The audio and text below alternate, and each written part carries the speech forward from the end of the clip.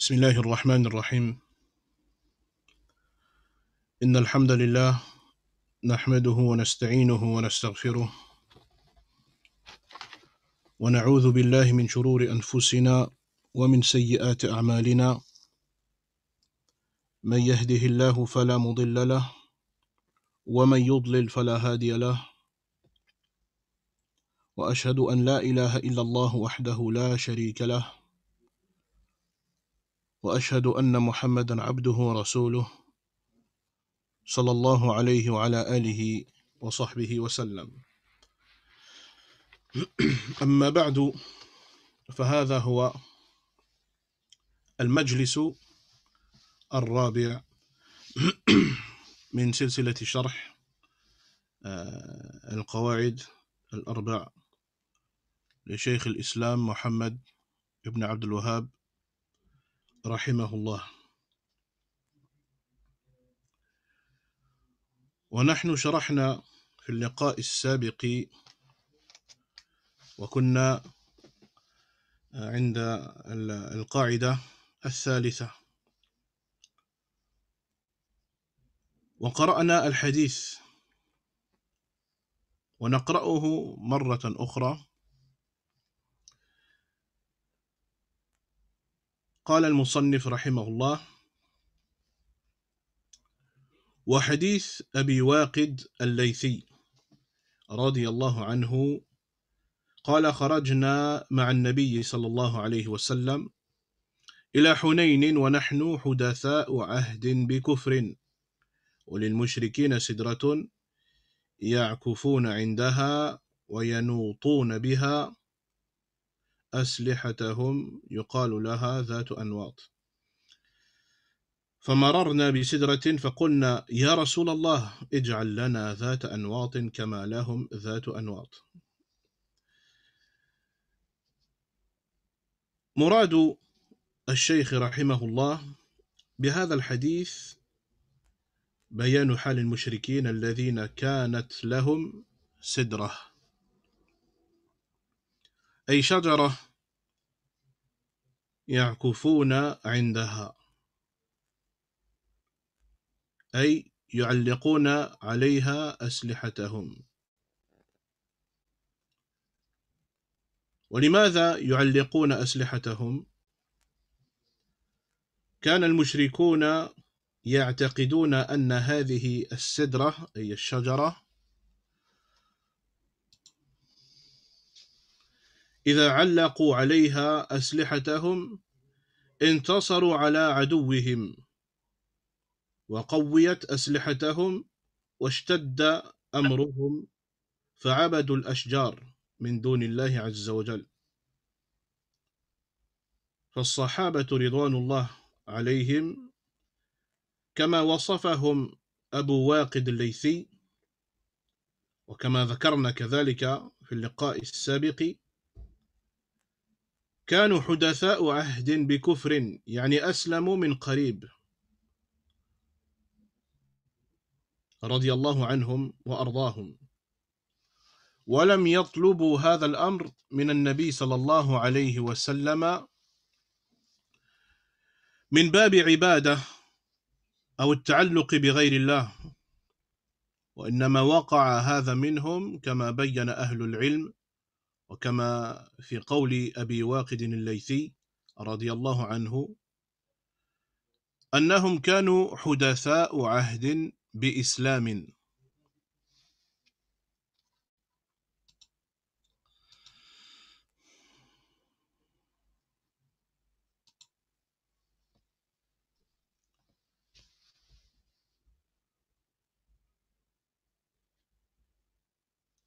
ولا يجوز للمسلم أن يقع أو أن يقول إن هؤلاء الصحابة قلوبهم معلقة بالشرك، أو أن في قلوبهم شيء من الشرك، أو أنهم أرادوا أن يتخذوها من دون الله كما بين أهل العلم، فإن الصحابة منزهون عن ذلك. ولا يجوز للمسلم أن يذكر الصحابة بسوء ولو على سبيل الاحتمال فإن الصحابة رضوان الله تعالى عنهم أو رضي الله تعالى عنهم مبرؤون من ذلك. لذلك شيخ الإسلام محمد ابن عبد الوهاب رحمه الله قال: وللمشركين سدرة يعكفون عندها وينوطون بها أسلحتهم يقال لها ذات أنواط. فدل هذا على أنهم عبدوا الشجرة من دون الله عز وجل. Donc aujourd'hui c'est le 4e cours, c'est le dernier cours, l'explication du livre Al-Qawa'id al-Arba' de Cheikh al-Islam Muhammad ibn Abd al-Wahhab rahimahullah. Et on s'est arrêté au hadith cité dans la 3e règle, le hadith de Abu Waqid al-Laythi. Lorsqu'il dit nous étions sortis avec le Nabi alayhi salatu wassalam ila Hunayn, et on était fraîchement convertis à l'islam, et ça c'est très important. On était fraîchement sortis de la mécréance, on était fraîchement convertis à l'islam. Et dans le hadith, il dit qu'ils sont passés auprès d'un groupe de mushrikoun et qu'il y avait un arbre auquel ils accrochaient leurs armes. Et ces compagnons-là, ils ont dit au prophète alayhi salam: Ya Rasulallah, ij'al lana dhat anwat. Désigne-nous un arbre comme leur arbre à eux. Et le cheikh ici, rahimahullah, donc il prouve par ce hadith la situation des mushrikoun. C'est-à-dire qu'ils avaient pris un arbre et choisi un arbre. Ils accrochaient leurs armes à cet arbre-là. En fait, ils cherchaient la bénédiction. Ils cherchaient la bénédiction auprès de cet arbre-là. En pensant que leurs armes allaient être fortifiées, plus fortes, par la cause de cet arbre-là, et qu'ils allaient triompher de leurs ennemis.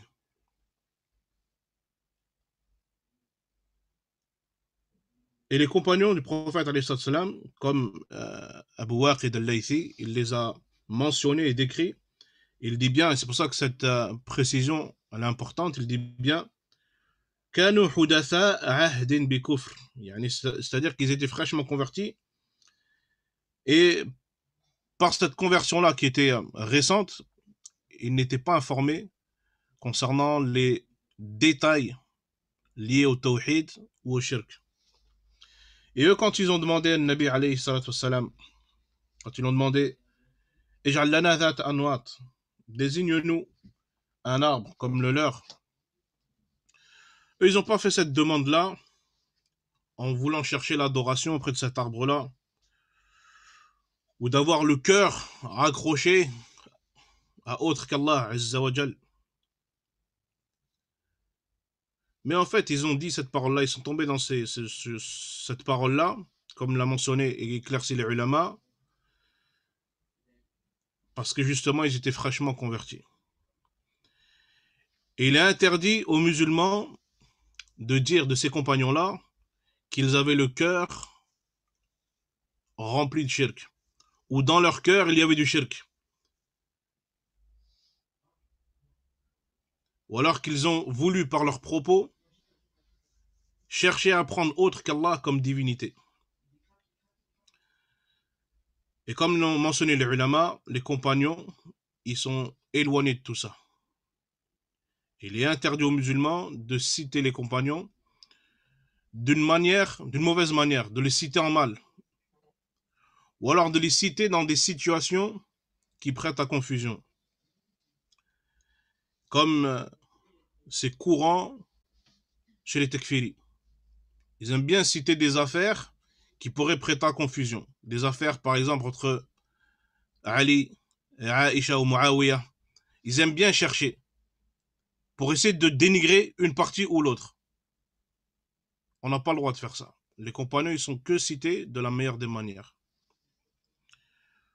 ولذلك شيخ الإسلام محمد بن عبد الوهاب رحمه الله أورد هذا لقوله في الرواية: للمشركين سدرة يعكفون عندها وينوطون بها أسلحتهم يقال لها ذات أنواط.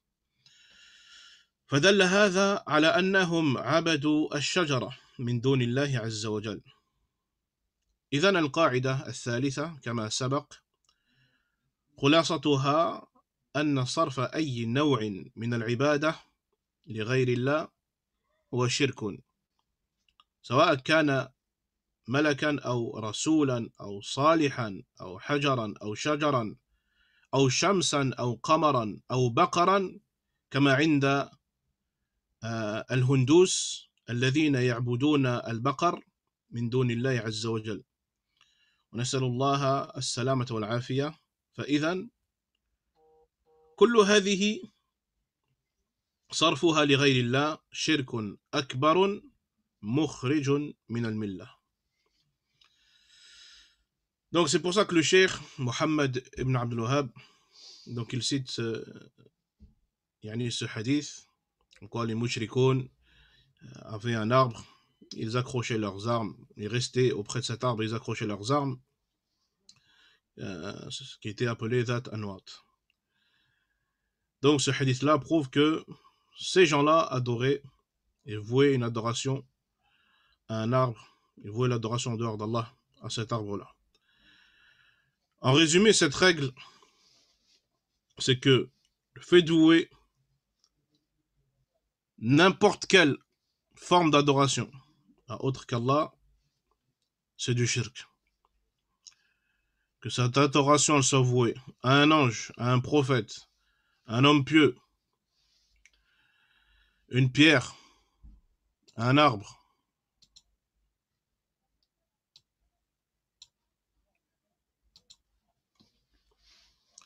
ou le soleil, ou la lune, ou alors une vache, comme il est pratiqué chez les hindous qui adorent la vache en dehors d'Allah. Ben, tout ça, c'est du shirk akbar, mukhrij min al-millah, qui fait sortir de l'islam.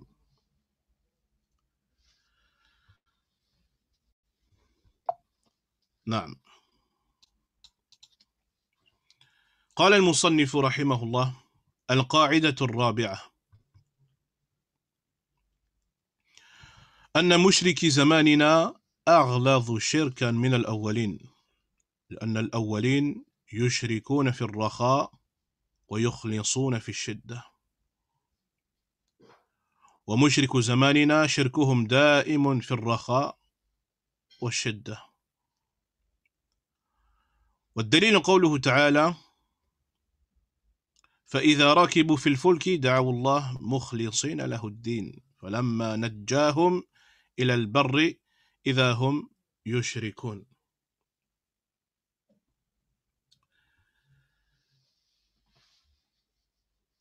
هذه القاعدة الرابعة خلاصتها أن بعض أنواع الشرك الذي وقع فيه بعض المسلمين اليوم أشد وأغلظ من الشرك الذي وقع فيه المشركون الأولون.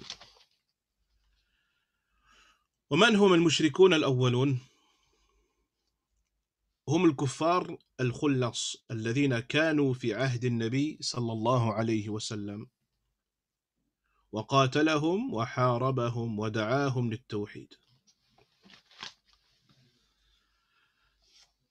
La quatrième règle,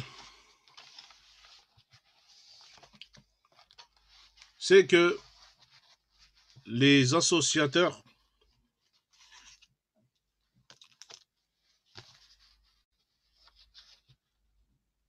de notre époque, leur shirk est plus grave que le shirk des associateurs de première génération. Car les associateurs de la première génération, eux, ils donnaient des associés à Allah Azza wa Jal fir racha, c'est-à-dire dans la facilité. Mais lorsqu'ils étaient en difficulté, Yani, il ne donnait pas d'associé à Allah Azza wa Jal. Contrairement aux associateurs de notre époque, leur shirk, il perdure, que ce soit dans la facilité ou la difficulté. Et le cheikh, il cite un verset où il dit, dans la traduction rapprochée, lorsqu'ils montent en bateau, ils invoquent Allah en lui vouant le culte exclusif, mais dès qu'ils les ramènent à bord, sains et saufs, ils se mettent à lui associer des idoles.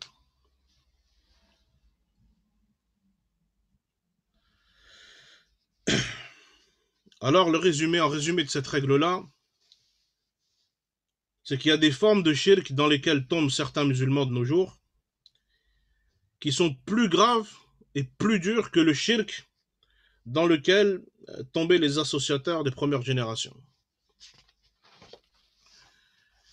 Et les associateurs des premières générations, c'est qui en fait ces gens-là? En fait, c'est les kuffars d'une mécréance pure, c'est-à-dire ceux qui étaient à l'époque de Nabi alayhi salam et qui avaient refusé dès le départ. Ils ont refusé l'islam. Ils n'ont jamais dit la ilaha illallah. Parce qu'eux, ils avaient compris le sens de la ilaha illallah. Ils avaient compris qu'à partir du moment où ils disent la ilaha illallah, ils n'ont pas le droit d'associer à Allah quoi que ce soit. Eux l'avaient compris. C'est pour ça qu'ils avaient refusé de dire la ilaha illallah. C'était d'entrée des mécréants, d'une pure mécréance. C'est eux, al-mushrikoun al-awwaloun. Les kuffars, yani, d'une pure mécréance, que le Nabi alayhi salatu wassalam a combattu et il les a appelés au tawhid.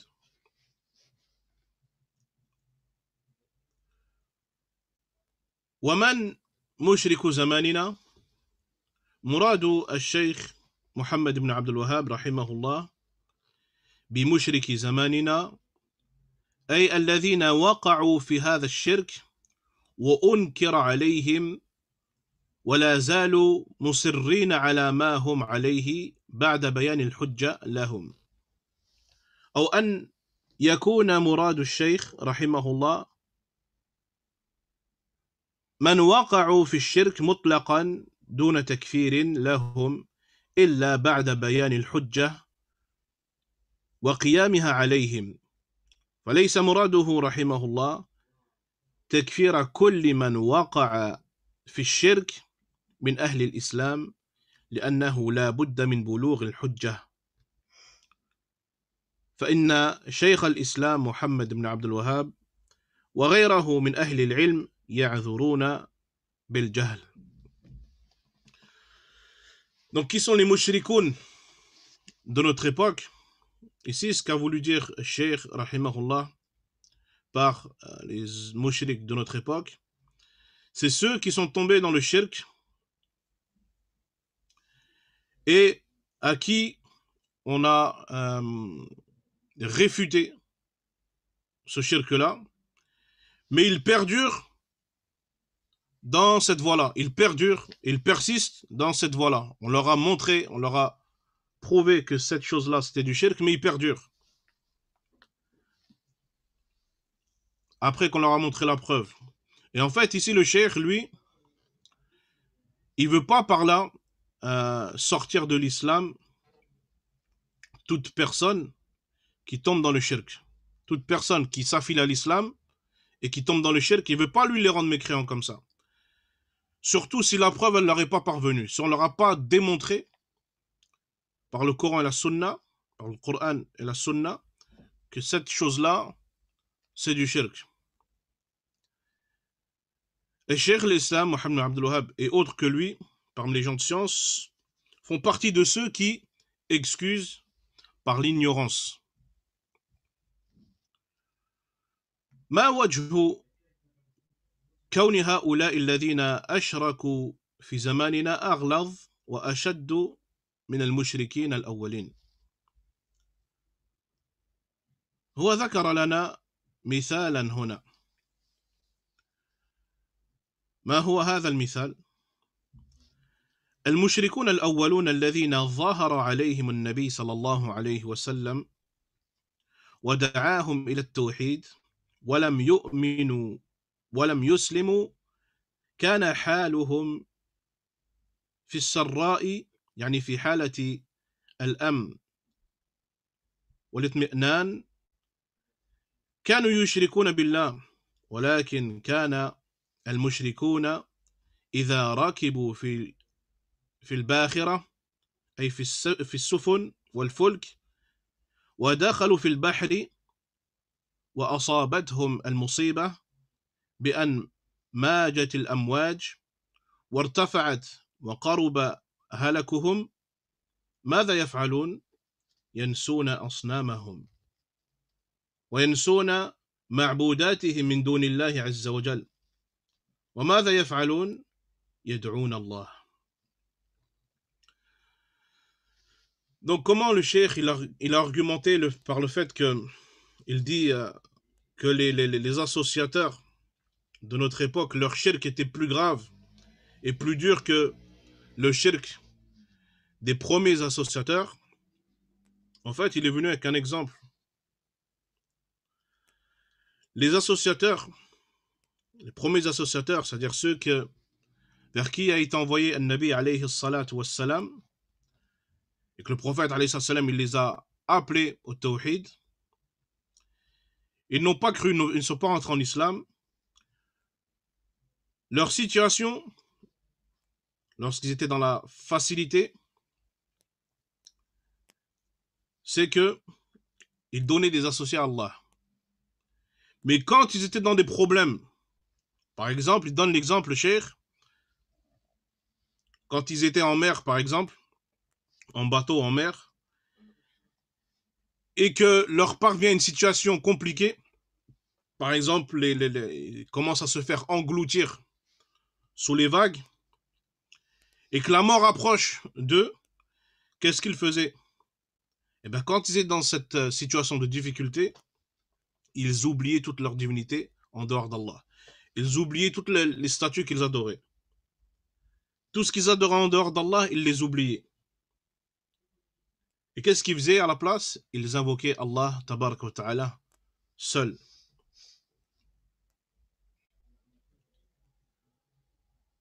ما صفة دعائهم مخلصين له الدين، يعني تتعلق قلوبهم بالله عز وجل بالكلية ولا تلتفت أبدا لتلك الأصنام التي طافوا حولها وذبحوا لها ونذروا لها وسجدوا لها وعكفوا عندها، لا يلتفتون لها في حالة الضراء أي في حالة المصيبة، فهم في السراء يشركون وفي الضراء يخلصون.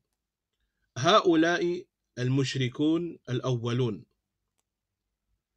أما المشركون اليوم فإنهم ممن هم من أهل الإسلام، فإنهم إذا ركبوا في السفن وأصابتهم المصيبة فإنهم لا يقولون يا الله، إنما يقولون يا حسين، يا سيد البحر، يا فلان أغثنا أنقذنا. فهم يشركون في السراء والضراء، فهم من هذه الحيثية أشد شركا من المشركين الأولين. وأيضا المشركون الأولون كما ذكر الله عز وجل عنهم في الآية التي ذكرها الشيخ رحمه الله في القاعدة الأولى: قل من يرزقكم من السماء والأرض أمن يملك السمع والأبصار ومن يخرج الحي من الميت ويخرج الميت من الحي ومن يدبر الأمر فسيقولون الله. كانوا يعترفون بأن الله عز وجل هو الخالق الرازق مدبر الأمر. وهؤلاء المشركون الأولون.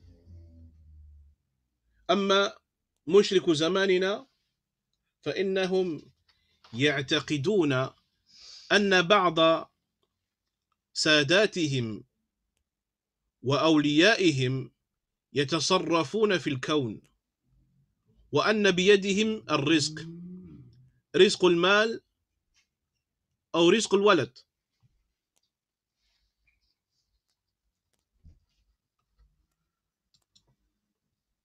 إلى آخره. فصرفوا بعض صفات الربوبية لغير الله، وصرفوا بعض أنواع العبودية لغير الله. فمن هذه الحيثية كان شركهم أغلظ من شرك الأولين.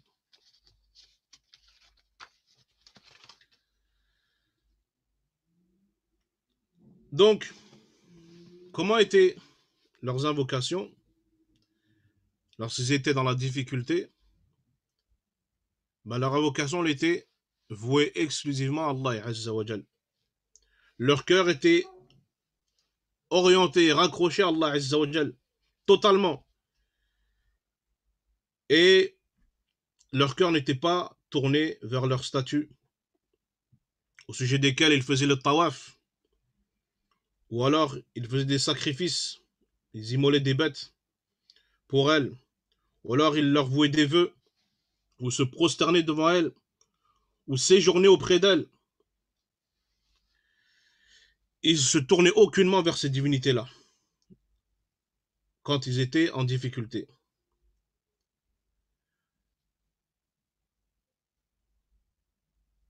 C'est-à-dire que les associateurs, les premiers associateurs, lorsqu'ils étaient dans la facilité, ils étaient dans le shirk.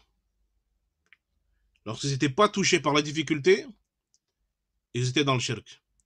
Mais lorsque la difficulté les touchait, alors là, ils délaissaient tout, al-ma'boudat, tout ce qu'ils adoraient en dehors d'Allah, ils les délaissaient et se tournaient exclusivement vers Allah Azza wa Jal.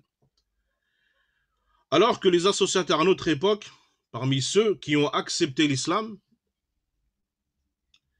ces gens-là, avec l'exemple qu'il a cité le cheikh, lorsqu'ils montent un bateau, par exemple, et qui sont touchés par une situation compliquée en mer,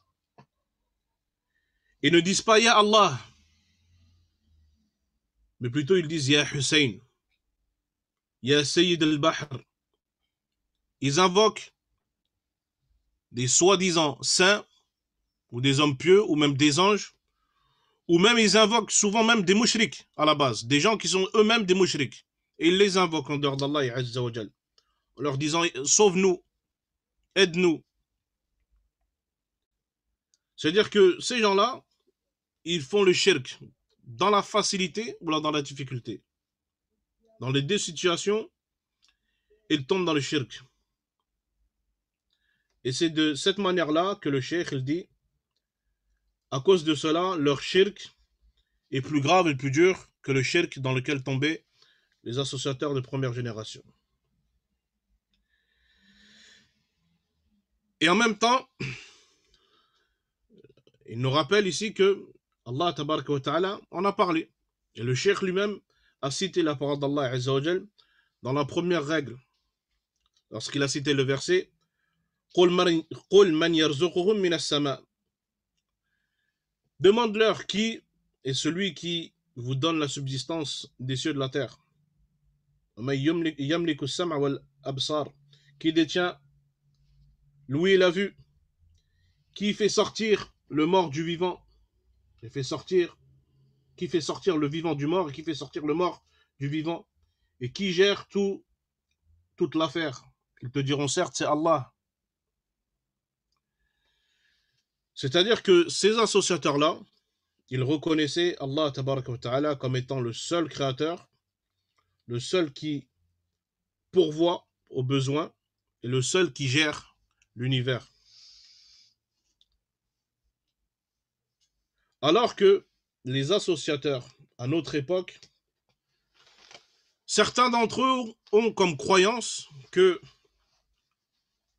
les hommes saints à qui ils vouent des formes d'adoration, ou des hommes pieux, selon eux, ils pensent que ces hommes-là, ces hommes pieux ou ces saints-là, ont une quelconque influence sur l'univers.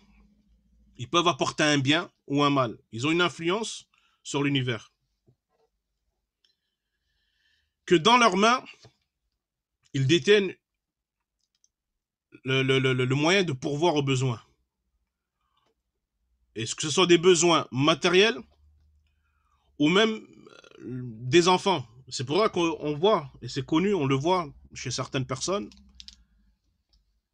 ils vont immoler une bête auprès des tombes, ils demandent le risque, ils demandent de l'argent, ou alors ils demandent des enfants, ou alors ils demandent à ce que leurs enfants soient en bonne santé, ou ils demandent la guérison de leurs enfants, mais ils ne la demandent pas à Allah Azza wa Jal. Ils vont vers ces soi-disant hommes pieux ou ces soi-disant saints, alors que des fois, il est vrai que ces gens qui sont adorés en dehors d'Allah, il se peut que ce soit vraiment des hommes pieux. Mais il arrive également que ces gens-là, là, qui sont adorés en dehors d'Allah, eux-mêmes, ils étaient mouchriks.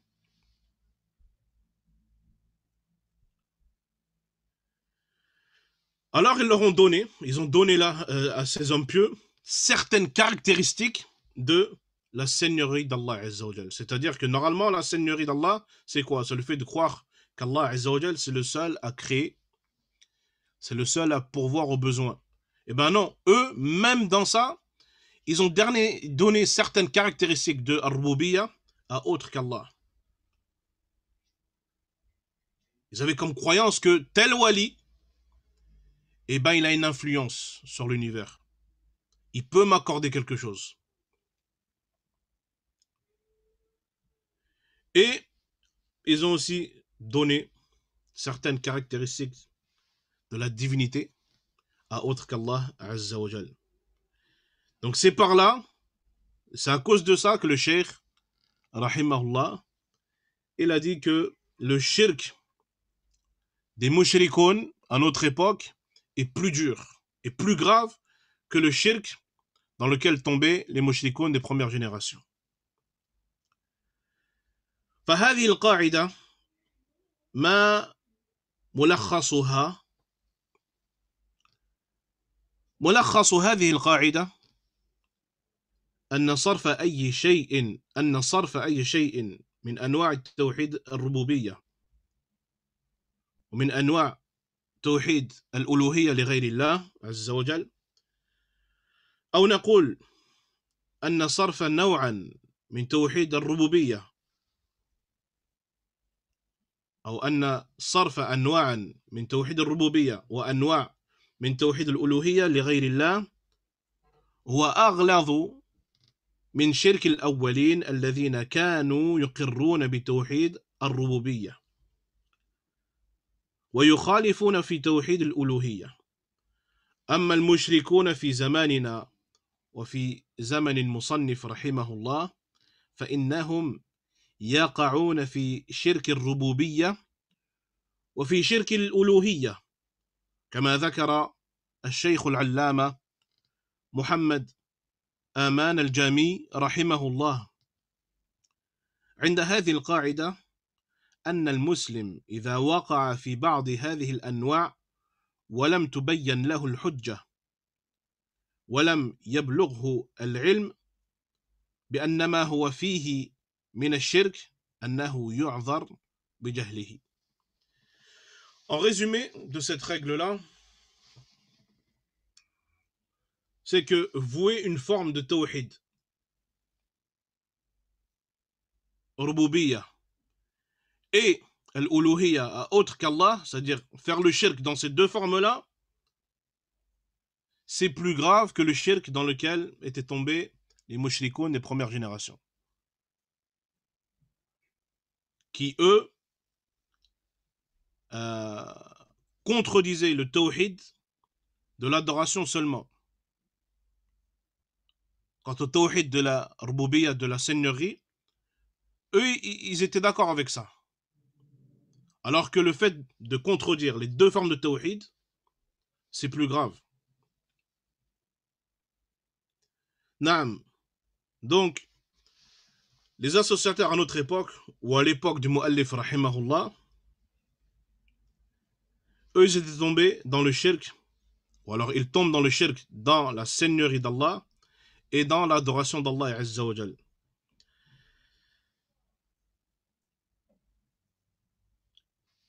Et Cheikh Mohammed Aman al-Jami rahimahullah, lui aussi il a expliqué cette règle-là en disant que le musulman qui tombe dans une forme de shirk, alors que la preuve et l'argument ne lui est pas parvenu, la science ne lui est pas parvenue, la science comme quoi cet acte-là, c'est du shirk, cette preuve-là ne lui est pas parvenue, cet argument ne lui est pas parvenu, alors lui, il est excusé. Il est excusé de son ignorance. Cheikh al-Islam Ibn Taymiyyah rahimahullah رد على بعض العلماء قولهم في باب من أبواب الأسماء والصفات وفي بعض أنواع توحيد الألوهية. ثم قال شيخ الإسلام محمد بن عبد الوهاب رحمه الله: هذا كفر وأنا لا أكفركم بجهلكم. هذا كلام يقوله شيخ الإسلام ابن تيمية رحمه الله لعلماء ضلوا في باب التوحيد أو في باب التوحيد وعندهم شبهة وجهل في باب التوحيد فعذرهم بجهلهم. Cheikh l'Islam Ibn Taymiyyah rahimahullah avait réfuté à certains savants leurs propos dans des chapitres concernant l'asma wa sifat ou alors dans des chapitres concernant le tawhid de l'adoration. Il y avait certains savants, ils avaient des fautes, ils avaient des erreurs dans l'asma wa sifat. Et c'est connu. Certains savants avaient des erreurs dans l'asma wa sifat. Cheikh l'Islam Mohammed Abdul Wahhab, lui, qu'est-ce qu'il disait? Il disait que donc ces erreurs-là, le fait de tomber dans ces erreurs-là, dans l'asma wa sifat, ou dans le tawhid de l'adoration, il disait ça, il y a des choses qui sont de la mécréance, qui révèlent de la mécréance. Mais il dit, mais par cela, moi, je ne vous rends pas mécréant de par votre ignorance. C'est-à-dire que la preuve, elle ne vous est pas parvenue, vous n'avez pas compris cette preuve-là. Alors je ne vous rends pas mécréant de par votre ignorance. Et c'est aussi la parole et la posture qu'avait Cheikh l'Islam Ibn Taymiyyah rahimahullah avec ces savants-là qui se sont égarés dans certains chapitres qui avaient lien avec le tawhid. Il les a excusés. Il disait que, selon lui, ils avaient des shubhat, ils avaient des ambiguïtés, et ils étaient ignorants de certains chapitres du tawhid. Alors, il leur a excusé de par leur ignorance. فقولوا لي بربكم ما بال عوام الناس. ولذلك مما يدل على خبث وقبح وشدة رداءة مذهب الحدادية أنهم يكفرون عوام المسلمين، أنهم يكفرون عوام المسلمين، بل حتى يكفرون آباءهم وأمهاتهم وأهاليهم ولا يعذرونهم بالجهل، بل حتى العلماء الذين يقولون بالعذر بالجهل فإن الحدادية يكفرونهم، مع أن هؤلاء العلماء يقولون بالعذر بالجهل بالحجة والبرهان لا بهواء، ومع ذلك الحدادية يكفرونهم، فعندهم أن من وقع في الكفر كافر، وأن من لم يكفر الكافر فهو كافر، ومن عذر الكافر فهو كافر. انظروا إلى هذا التسلسل القبيح. ولذلك الحدادية أصل منهجهم التكفير، هم تكفيريون، ونسأل الله تبارك وتعالى السلامة والعافية. فإذا هذه القاعدة الرابعة بها تتم الرسالة. نعم، تمت. صلى الله على نبينا محمد وآله وصحبه أجمعين. نعم، فشيخ الإسلام Ibn Taymiyyah, comme on a vu, donc il excusait l'ignorance des gens. Et Cheikh Mohammed Abdul Wahhab, de la même manière, ne rendait pas mécréants les gens automatiquement lorsqu'ils tombaient dans un acte de kufr. Mais il disait il fallait d'abord, avant de les rendre mécréants, leur exposer la preuve, leur donner l'argumentation tirée du Coran et de la Sunna. Alors, que dire des gens de la masse? Que dire des gens de la masse? Et c'est là que ça nous montre la laideur de la voie empruntée par les Haddadi, qui eux rendent mécréants la masse des musulmans. À tel point que ils rendent mécréants leur propre mère et père, des membres de leur famille. Ils ne les excusent pas par leur ignorance.